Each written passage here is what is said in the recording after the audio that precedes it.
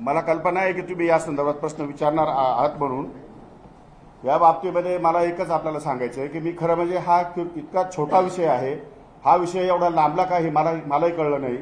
मी याच्यावरती खुलासा या अगोदर केलेला आहे। खरं म्हणजे आपल्याला सगळ्यांना सांगितलं पाहिजे ऑनलाईन रम्मी काय प्रकार हे माहिती आहे का आपल्याला। ऑनलाईन रम्मी खेळत असताना त्याला मोबाईल नंबर त्याला हे करावा लागतो, त्याला जॉईन करावा लागतो। वाटर तुमचं अकाउंट जे आहे बँकेचं ते अकाउंट पण त्याच्याबरोबर तुम्हाला संलग्नपणे राहावं लागतं। त्याच्याशिवाय तुम्हाला ऑनलाईन रम्मी खेळता येत नाही। आणि अशा प्रकारचं कुठलंही अकाउंट, कुठलाही मोबाईल नंबर, माझा मोबाईल नंबर 9763711777 नंबर आहे। माझे अकाउंट बँकेचं अकाउंट मी या ठिकाणी देणार आहे। आणि त्या दृष्टिकोनातून कुठेही चौकशी केली तर ज्या दिवसापासून ऑनलाईन रम्मी सुरू झाली आहे त्या दिवसापासून आज तागत 1 रुपयाची सुद्धा रम्मी मी या ठिकाणी खेळलेलो नाही। मला रम्मी खेळताच येत नाही। त्यामुळे अशा प्रकारचा आरोप तो एकदम बिनबुडाचा आहे, चुकीचा आहे। आणि त्यामुळे महाराष्ट्रामध्ये मोठ्या प्रमाणात या ठिकाणी माझी बदनामी झाली आहे। कारण नसताना ऑनलाईन रम्मीचा जो आरोप केला आहे, ज्या राजकीय नेत्यांनी जो आरोप केला आहे आणि ज्यांनी माझी बदनामी केली आहे त्या सर्वांना मी कोर्टात खेचल्याशिवाय राहणार नाही।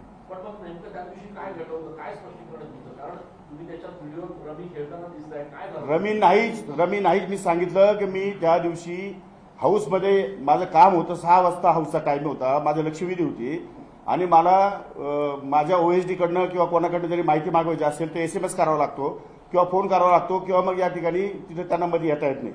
त्यामुळे मग त्यांना त्यासाठी मला एक मोबाईल मी मागवला होता। मोबाईल उघडल्यानंतर त्याच्यावरती लगेच तो गेम आला।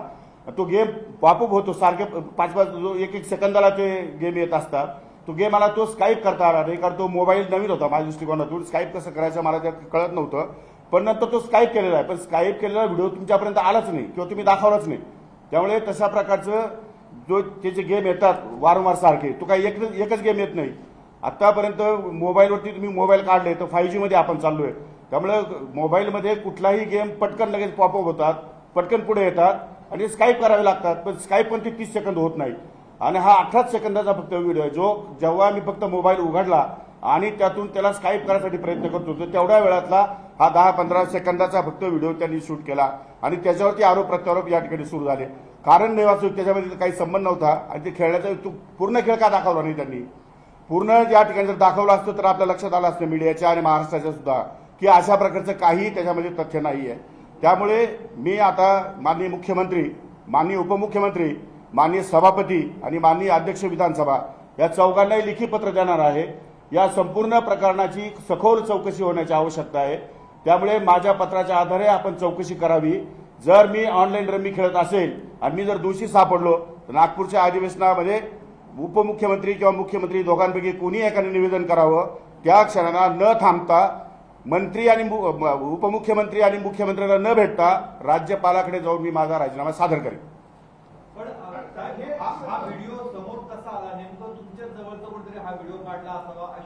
प्रश्न असा आहे की तो व्हिडिओ कोणी काढला त्याची मला त्याच्या खोलात मला जाण्याची काही आवश्यकता नाही। तो खोल सभापती महोदय त्या ठिकाणी चौकशी करतीलच, तो काही विषय नाही।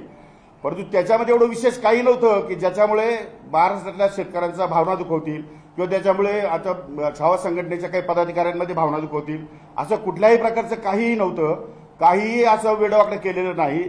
मी आतापर्यंत शेतकऱ्याच्या संदर्भात महाराष्ट्रात इतके निर्णय घेतले त्या संदर्भामध्ये कोणी काही या ठिकाणी भाष्य केलेलं नाही आणि फक्त ज्याचा शेतकऱ्याशी संबंध नाही अशा गोष्टीच फक्त मीडियामध्ये दाखवल्या गेल्या। त्यामुळे या संदर्भामध्ये जे दोषी असतील त्या सर्वांचे CDR चेक करायचे, त्या सर्वांनी ज्याच्या पाठीमागचा सूत्रधार कोण आहे, कोणी याच्यामध्ये भाग घेतलेला आहे, या सगळी चौकशी एकदा होऊन जाऊ द्या। वारंवार कृषी मंत्री म्हणून जे काय मीडियाच्या समोर आणलं जातं त्या संदर्भातली संपूर्ण चौकशी मुख्यमंत्री महोदयांनी करावी असं मी माझं स्वतःचं पत्र राज्यपाल, मुख्यमंत्री, उपमुख्यमंत्री, सभापती आणि अध्यक्ष या चौघांना देणार आहे।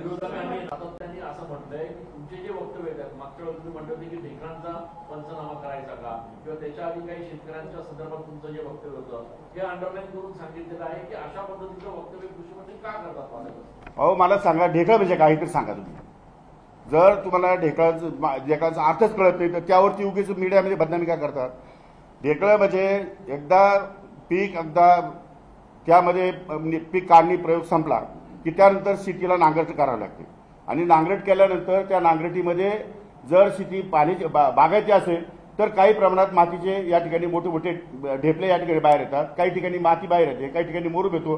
डिपेंड्स अपॉन म्हणजे जशी शेती असेल तसं. आता ज्या शेतीमध्ये काहीच शक्य नाही, जी शेतीचा पूर्णपणे हार्वेस्टिंग झालेलं आहे, त्या शेतीमध्ये पिकच उभे नाही, त्याचे पंचनामे कसे करायचे तुम्हीच सांगा मला. म्हणजे काय चुकीचं होतं, त्यात काय चुकीचं आहे? ज्या शेतामध्ये पिकच नाही आहे, मी काय म्हटलंय की शेतीचे पंचनामे होत नाही, पंचनामे पिकाच्या नुकसानीचे होतात. त्यामुळे पिकाच्या नुकसानीमध्ये ज्या ज्या शेतकऱ्यांचं नुकसान झालंय त्या शेतकऱ्यांना त्या शेतकऱ्यांचे पंचनामे करण्याचे आदेश सन्माननीय कलेक्टर आणि सन्माननीय कृषी अधिकाऱ्यांना देण्यात आलेले आहेत. आणि त्या दृष्टिकोनातून त्यांचे पंचनामे आले की तो प्रस्ताव शासनाला येईल आणि त्या दृष्टिकोनातून त्यांना भरपाई देण्यात येईल. एवढंच नव्हे तर ज्या शेतकऱ्यांनी पीक काढून शेतातून आपल्या घरी आणलेलं आहे, परंतु त्याच्याकडे साठवण्याची क्षमता नाही किंवा जो ठेवू शकत नाही, परंतु पावसामुळे त्याचं पिकाचं नुकसान झालेलं आहे, तर त्याची सुद्धा या ठिकाणी नुकसान भरपाई शासन करेल. अशा प्रकारची मी घोषणा त्या ठिकाणी केली होती. त्यामुळे जिथं माती आहे, ज्या जमिनीत काहीच नाहीये, त्या जमिनीचे पंचनामे कसे करायचे मला हे तर तुम्ही एकदा समजून सांगा. किंवा महाराष्ट्रातल्या कुठल्याही कृषी खात्यामध्ये काम करणाऱ्या अधिकाऱ्यांनी, शेतकऱ्यांनी किंवा या ठिकाणी कृषी संघटनेने मला फक्त समजून सांगावं की ढेकळाचे पंचनामे कसे करता येतील. ते जर मला समजून सांगितलं तर मी सांगेल ढेकळाचे पंचनामे करायला लावतो म्हणून.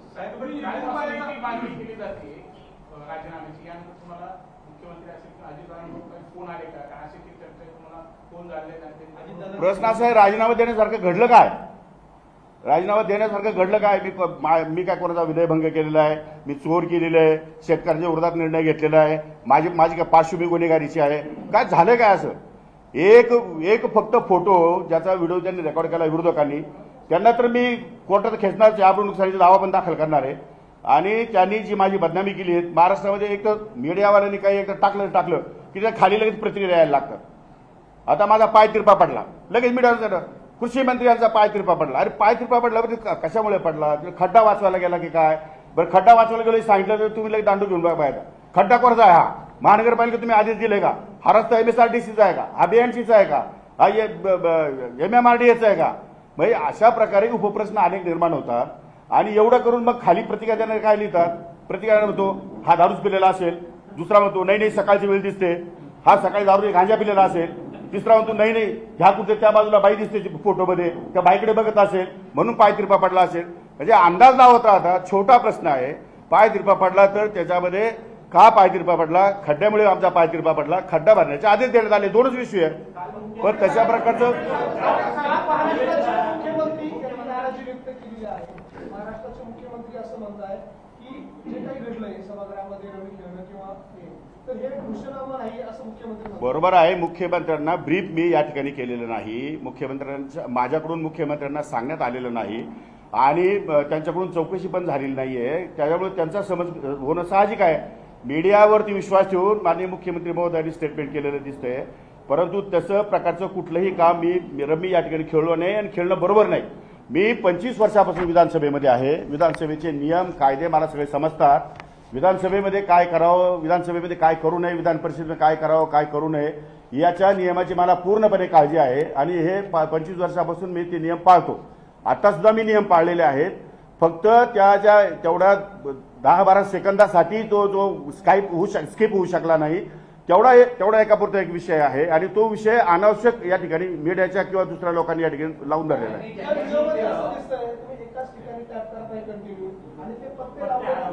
मी तेच तसं जरी दिसलं तरी प्रश्न असा आहे की मोबाईलला आजकाल अँड्रॉइड मोबाईल आलेले आहेत, मोबाईलच्या कंपन्या वेगवेगळ्या आहेत आणि 5G आपल्याकडे रेंज आहे. 5G म्हटलं कुठे टच झाला, काही तुम्ही डाउनलोड करायला दुसरीकडे टच झालं तर भलतंच काहीतरी येऊन जातं, टीव्हीवर भलतंच काहीतरी मोबाईलला येऊन जातं. त्यामुळे आता ते स्किप करायला वेळ जातो ना तेवढा, तर स्किप करेपर्यंत मोबाईलचा इन्स्ट्रुमेंट माहिती नसल्यामुळे स्किप करेपर्यंत मला 10-15 सेकंदाचा वेळ गेला असेल, एवढंच फक्त, बाकी त्यात काय.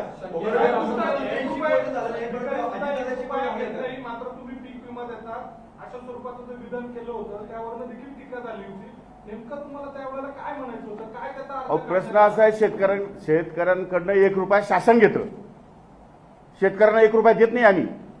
शेतकऱ्यांकडनं 1 रुपया शासन, म्हणजे भिकारी कोणी शासन आहे, शेतकरी नाही. पण त्याचा नेहमी अर्थ उलटा केलेला आहे. त्यामुळे 1 रुपया ही किंमत फार थोडी आहे आणि 1 रुपयाच्या विम्याच्यामुळे महाराष्ट्रामध्ये 5-5.5 लाख बोगस अर्ज या ठिकाणी सापडले, माझ्याच काळामध्ये सापडले. मी ते बोगस अर्ज तात्काळ रद्द केले आणि नव्याने घोषणा केल्या. माझ्या आतापर्यंतच्या कमीत कमी 52 GR निघालेत. इतक्या घोषणा केल्यात मी नवीन. इतके कामं कृषी खात्यामध्ये केलेत. महाराष्ट्राच्या कानाकोपऱ्यात जाऊन आलो मी, शेतावर जाऊन आलो, बांधावर जाऊन आलो, अनेक संशोधन केंद्रामध्ये गेलो. ज्या संशोधन केंद्रामध्ये सुविधा नाही त्यांना सुविधा देण्याचं मी या ठिकाणी प्रॉमिस केलं, आश्वासन दिलंय. आतापर्यंत एकही कृषी मंत्री एकाही संशोधन केंद्रावर गेलेला नाही. मी विद्यापीठांना जाऊन भेट दिल्या, संशोधन केंद्रांना जाऊन भेटी दिल्या, शेतकऱ्यांना जाऊन भेटी दिल्या, त्यांच्या अडचणी समजून घेतल्या. त्यामध्ये त्या वेगवेगळ्या प्रकारचे GR काढले. फर्स्ट कम फर्स्ट सर्वचा GR माझाच आहे. प्रत्येक गावामध्ये वेदर स्टेशन निर्माण व्हावं ही पण माझीच मागणी आहे. म्हणजे या गोष्टीमध्ये ज्या ज्या अडचणी शेतकऱ्यांच्या आहेत त्या अडचणी दूर करण्यासंदर्भात आपल्याला काय काय करता येईल आणि त्या संदर्भातली फीडबॅक जो आहे तो शेतकऱ्यांकडून कसा मिळेल यासाठी माझे प्रयत्न सुरू आहे. गेल्या 6 महिन्यामध्ये प्रचंड मोठा बदल या कृषी विभागामध्ये आपल्याला बघायला मिळेल. मी तर आपल्याला एवढंच सांगतो की 100 दिवसाच्या कार्यक्रमामध्ये 3रा क्रमांक कृषी विभागाचा आलाय. उगीच येतो, आपोआप येतो की कधी नंबर. त्यांच्याबद्दल तुम्ही असं म्हणता ना की त्यांना कोर्टात खेचू किंवा ज्यांनी व्हिडिओ काढला त्यांना कोर्टात खेचू, त्यांचं असं सांगणं आहे की आमच्याकडे याचा मोठा व्हिडिओ आहे तो पण आम्ही समोर आणू. जरूर आणू ना, काही हरकत नाही. आमची तयारी आहे. मी कोर्टात खेचणारी मांडलं होतं ना, कोर्टात दाखवावंच लागेल ते. मी त्याची चौकशी लावणार आहे सविस्तर. या संपूर्ण प्रकरणाची सविस्तर चौकशी लागणार आहे. मी ऑनलाईन रमी खेळत होतो का आणि ऑनलाईन रमीचे माझे सगळे रेकॉर्ड, माझे मोबाईल नंबर, माझा CDR, माझे अकाउंट्स, हे सगळे ते लिंक त्याच्याशी आहे का हे सगळे चौकशीतून बाहेर येईल. आणि चौकशीतून बाहेर आल्यानंतर तो रिपोर्ट नागपूरच्या अधिवेशनामध्ये माननीय उपमुख्यमंत्री किंवा मुख्यमंत्री या ठिकाणी जाहीर निवेदन करतील.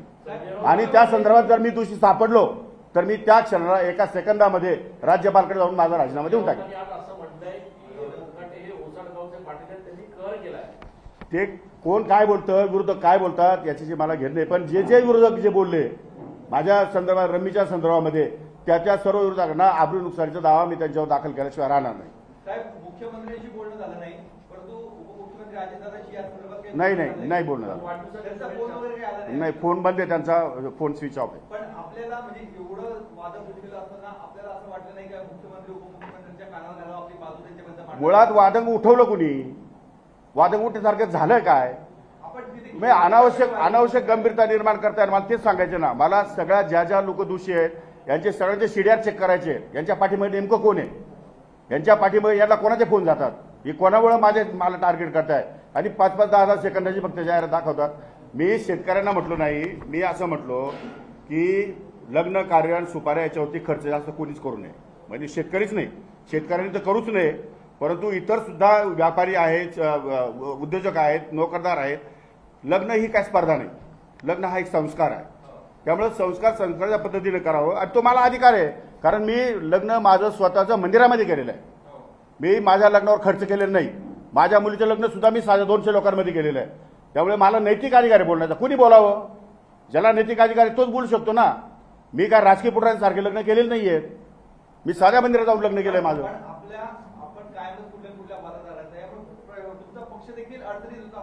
नाही, अजिबात नाही. माझा पक्ष अतिशय उत्कृष्ट काम करतोय. माझे पक्षाचे नेते नाही अडचण येईल का? मी जर तुम्ही मीडिया जर चुकीच्या पद्धतीने दाखवत असाल तर मग पक्षाला अडचण, लोकांमध्ये गैरसमज निर्माण होतो. मीडियातून बातम्या जाऊ राहिल्या सगळ्या.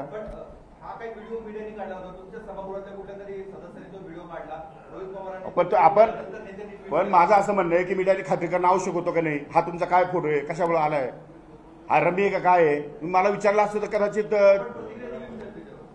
ते काल दिली ना मी प्रतिक्रिया की रमी नाही आहे ती आणि त्याबरोबर ते गेम कुठेतरी स्काईप करता असताना तू दिसलेला आहे. एवढंच बोललो मी काल, सांगितलं मी त्याला. पण त्याला थांबायला पाहिजे दोघे प्रकरण. ते थांबलं नाही. पुन्हा 3-4 दिवसापासून मीडिया सुरूच आहे. बघा, तटकरे साहेबांनी अतिशय सौजन्याने त्या छावा संघटनेच्या पदाधिकाऱ्यांचं निवेदन घेतलंय, उठून बोललेत. इतक्या रागारागात ते लोक बोललोय तरी पण तटकरे साहेबांनी खूप शांतता राखून ते निवेदन घेतलेलं आहे आणि शांततेच्या वातावरणात चालू होतं. नंतर काय झालं त्याच्या मला कल्पना नाही, परंतु जे काही झालंय ते चुकीचं झालंय ही गोष्ट मला पण मान्य आहे. ती चौकशी तर करावीच लागेल ना. म्हणून तर म्हटलं की CDR चौकशी करावी लागेल आणि त्या संदर्भामध्ये जे राजकीय पुढारी कोणाशी बोलतात, कोणत्या संदर्भात बोलतात, कोण त्याला जबाबदार आहे ते शोधावंच लागेल मला कुठल्याही परिस्थितीमध्ये.